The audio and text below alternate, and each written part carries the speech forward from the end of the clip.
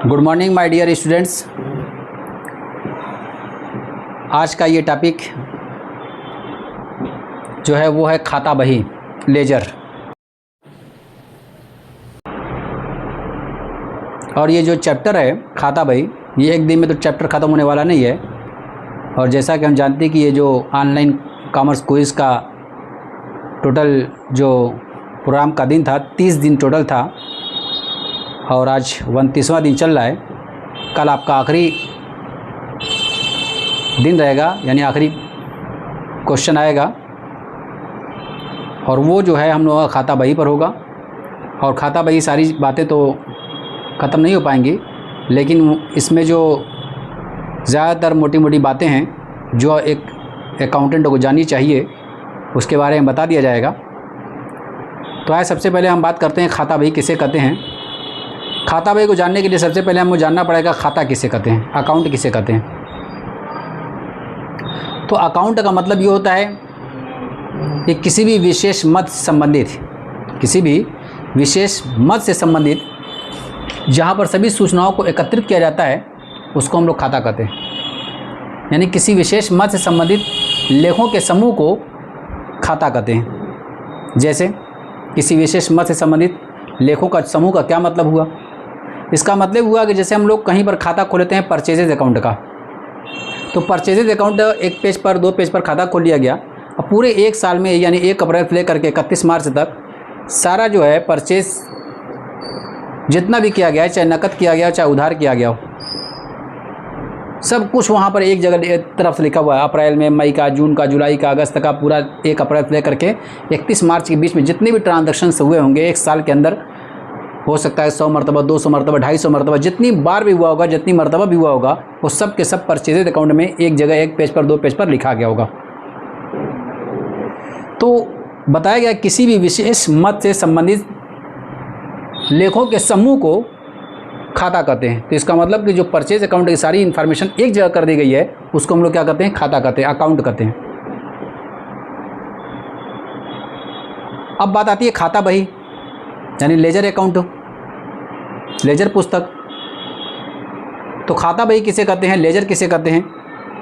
तो लेजर का मतलब ये होता है कि जहाँ पर सभी खातों का समूह होता है उसको हम लोग खाता बही कहते हैं। जैसे मान लेते हैं कि एक पुस्तक हमारे पास है, ये पूरी एक पुस्तक है और इसमें जो है एक अकाउंट खोला गया है। मान लेते हैं ये परचेज अकाउंट है। ये इसे परचेज में सारी इन्फॉर्मेशन किस किस तारीख को कब कब माल ख़रीदा गया है, नकद ख़रीदा गया, उधार ख़रीदा गया है, किस किस पार्टी से ख़रीदा गया, ये सारी इन्फॉर्मेशन यहाँ पर लिखी हुई है। तो ये हमारा एक खाता है।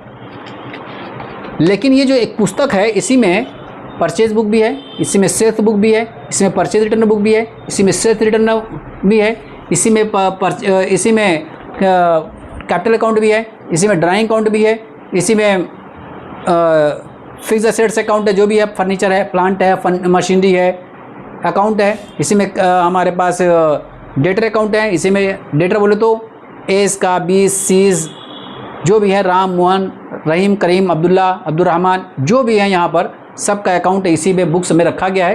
तो इसमें एक खाता नहीं बल्कि खातों का समूह है इसमें।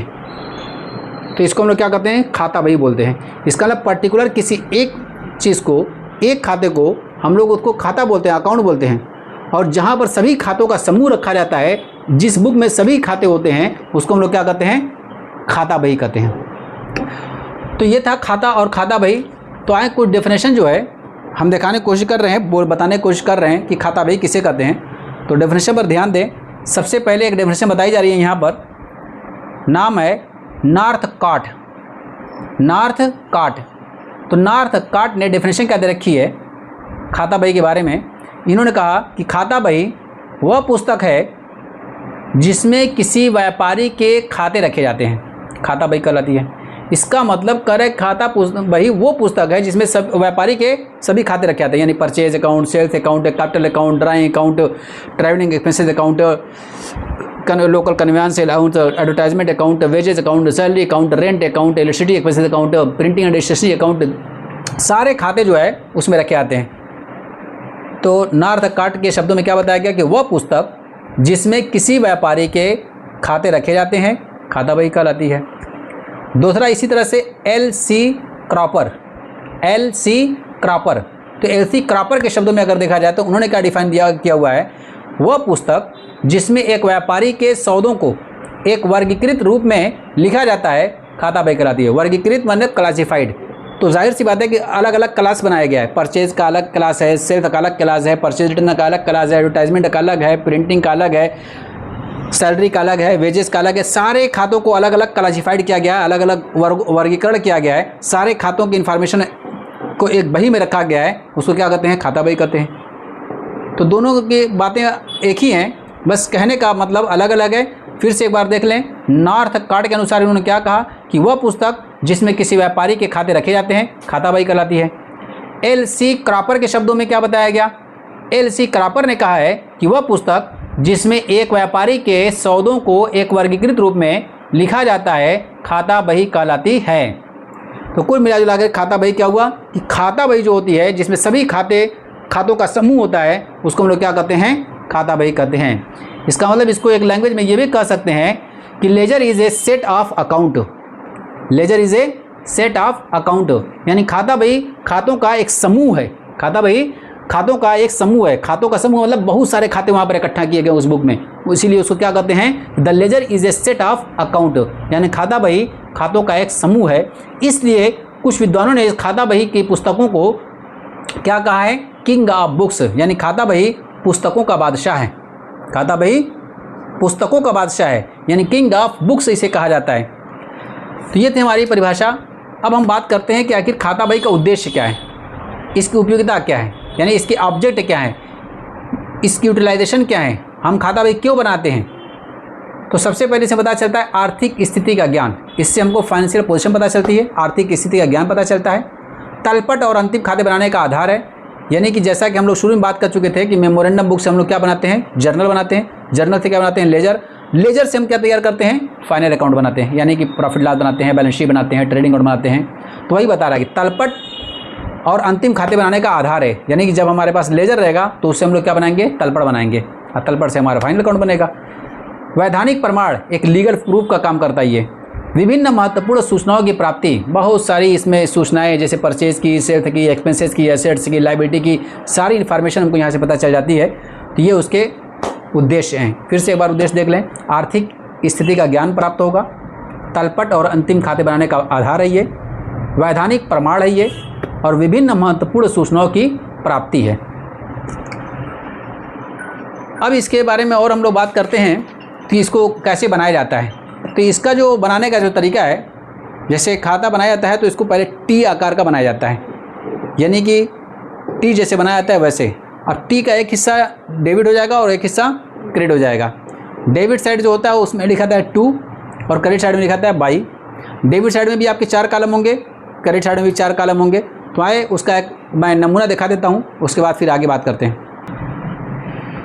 ये लेजर का एक खाता का हमारे पास एक प्रोफार्मा है, नेम ऑफ द अकाउंट जो भी लिखा रहेगा, जैसे परचेज अकाउंट है, सेल्स अकाउंट है, कैपिटल अकाउंट है, ड्राइंग अकाउंट है, रेंट अकाउंट है, सैलरी अकाउंट है। तो यहाँ पर नेम ऑफ द अकाउंट लिखा जाएगा। अब इसको टी आकार का बनाया गया, जैसे ये लकीर खींच दी गई ऐसे 2 ऊपर से, और ये बीच में से देख रहे हैं थोड़ा सा ये हाईलाइट होगी। अब इसके डेबिट साइड में 4 कॉलम है, जैसे डेट, पार्टिकुलर, जेएफ, अमाउंट। फिर इधर क्रेडिट साइड में भी डेट, पार्टिकुलर, जेएफ, अमाउंट। इसमें 2 लिखा गया है और यहाँ पर बाई लिखा गया है, यानी जितना भी हमारे पास होगा उसको यहाँ पर 2 में लिखा जाएगा और बाई में लिखा जाएगा। इसका क्या रूल है, हाँ इसके बारे में बात करते हैं। तो जैसा कि हम देख रहे हैं इसमें कि टी टाइप का बना करके 4 कॉलम डेबिट साइड में और 4 कॉलम क्रेडिट साइड में। पहला कॉलम डेट, उसमें डेट लिखी जाएगी। पार्टिकुलर में जब जनरेटरी पास करते हैं तो उसका जो अपोजिट अकाउंट होगा वो वहाँ पर लिखा जाएगा। और फिर जेएफ में जनरल जिस पेज नंबर पर लिखा गया वो जनरल फुली नंबर यहाँ पर रहेगा, और अमाउंट और कॉलम में अमाउंट रहेगा। इससे ही क्रेडिट साइड में डेट रहेगी, पार्टिकुलर रहेगा, जेएफ रहेगा, अमाउंट रहेगा।